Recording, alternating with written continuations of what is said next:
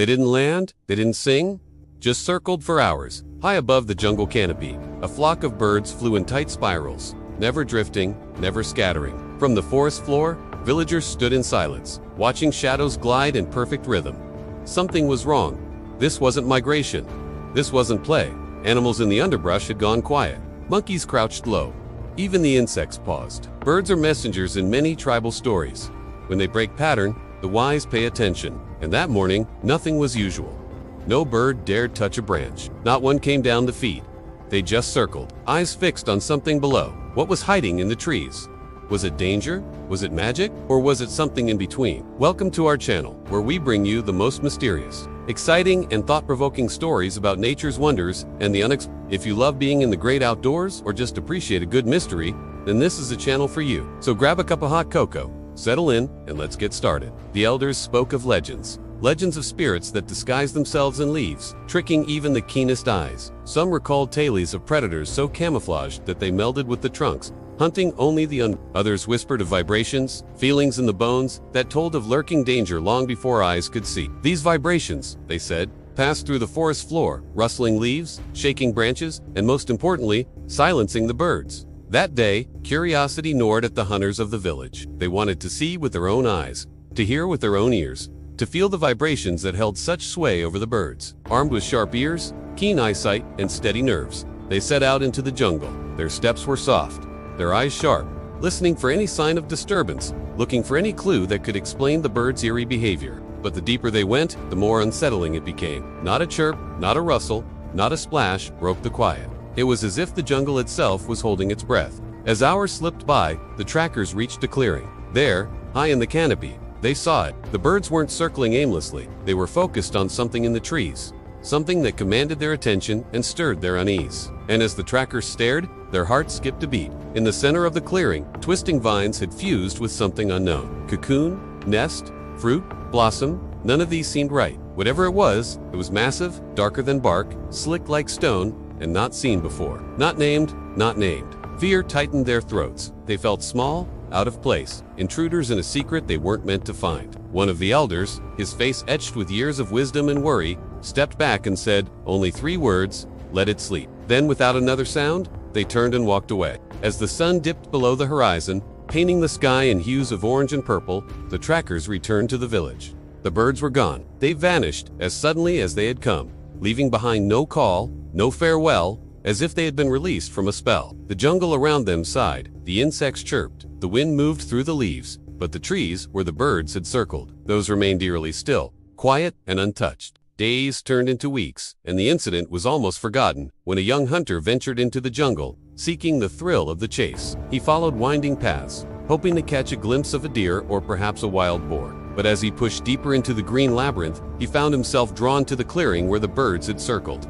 Curiosity overwhelmed him. What had been concealed in that tree? Why had the birds reacted so violently? With a mix of excitement and apprehension, he entered the clearing, and there it was. The hunter's warning echoed in his ears, let it sleep.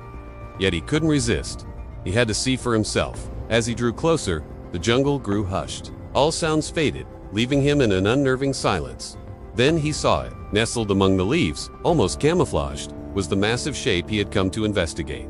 But now it seemed different. The young hunter felt a surge of fear, quickly followed by regret. He remembered the elder's words, and he knew he should leave, but curiosity had taken root. What was this strange, unidentifiable object doing in the middle of the jungle? Why had it driven the birds mad with fear? With trembling hands, he reached out to touch it. And in that instant, everything changed. The jungle erupted. Screams pierced the air. Unseen wings beat furiously, and the leaves rustled violently. The ground beneath his feet trembled as if some giant beast was awakening. Panic surged through the young hunter. He stumbled back, knocking over a nearby tree. A loud crack echoed through the clearing, and then the earth split open. Vines shot up, wrapping around trees, pulling them closer together as if trying to seal off the clearing from the rest of the world. The hunter turned and fled, crashing through the undergrowth, not daring to look back. He ran until he reached the safety of the village, gasping for breath, his heart pounding against his ribs. Shaken with fear, he told the villagers what he had seen, how the earth had cracked, how the jungle itself seemed to be closing in on itself. At first, they didn't believe him. The incident with the birds had been written off as a strange occurrence, a moment of mass hysteria among the feathered creatures, but as more and more villagers began noticing disturbances in the jungle, a feeling of unease settled over the community. Some dismissed it as tricks of the light and sound, trying to rationalize what they saw and heard. Others whispered of vengeful spirits stirring in the forest's heart. The pressure mounted, forcing the villagers to confront what they couldn't explain. They needed answers.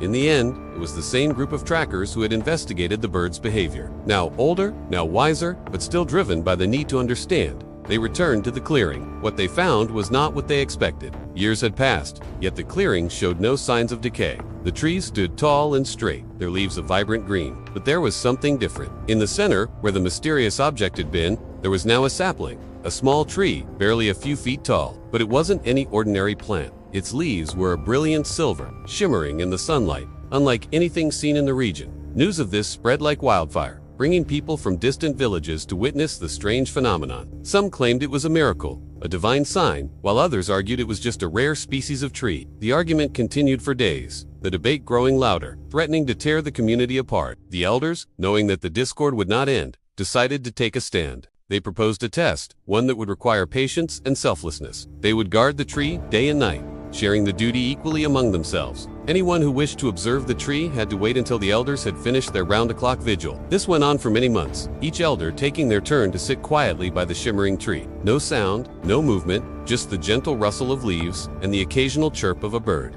Then one day, something remarkable happened. A young girl, known for her adventurous spirit, approached the tree. She had watched the elders from afar, understanding their need for solitude. She sat down beside the tree, not touching it, but simply sitting in its presence. As the hours passed, she closed her eyes, breathing deeply, connecting with the tree in a way no one else had attempted. And when she opened her eyes, they shone with a new understanding. She stood up, walked to the edge of the clearing, and turned to face the villagers. Her voice, though small, rang with conviction. She explained that the tree did not belong to them, to their beliefs or their doubts. It was a part of the jungle, a living, breathing entity that deserved respect, not control. Her words resonated, echoing the sentiment that many had been feeling but couldn't express. Slowly, the villagers began to understand. They realized that they had been so caught up in their own beliefs and desires that they had forgotten the most important lesson of all: respect for the natural world. This wasn't just a story about birds or a mysterious tree. It was about awakening, about opening our eyes and ears to the subtle cues of nature. Birds don't just fly in circles for no reason. They're communicating something to us, something we may not want to hear, but something we need to understand. Maybe they're warning us about a predator we can't see, or a force of nature we can't control. Maybe they're showing us something we don't want to believe in, something that challenges our understanding of the world. Sometimes these warnings go unheard, ignored by our busy lives or dismissed by our skeptical minds. But when we take the time to listen, to observe and to learn, we can gain a deeper understanding of the world around us. We can learn about the dangers that lurk in the shadows or the beauty that blooms in the sunlight. We can discover the secrets of the jungle or the mysteries of the deep sea. It's easy to get lost in our own thoughts and plans, to become so focused on our goals that we fail to notice the signs all around us. But if we pause, if we take a moment to look up, to listen closely, and to connect with the natural world, we can learn so much more than we ever imagined. We can understand the language of birds, the whispers of the wind, and the secrets of the earth. And in doing so, we can unlock a world of wonder, excitement, and endless possibilities. So next time you hear a strange sound or see an unusual sight, remember the birds flying in circles and ask yourself, what am I missing? What could this mean? What can I learn from it? Because sometimes the most extraordinary mysteries are hidden in plain sight, waiting for us to open our eyes and ears to the magic all around us. Do you have a story about a time when you noticed something strange in nature? Share your experiences in the comments below. Your stories might just inspire the next great mystery. Thanks for joining us on this journey of discovery and intrigue. If you enjoyed this story, don't forget to hit that like button and subscribe for more captivating tales. Your support means the world to us, and we can't wait to bring you more thrilling stories of the wild. So until next time, keep exploring, keep questioning, and keep discovering the wonders that surround us.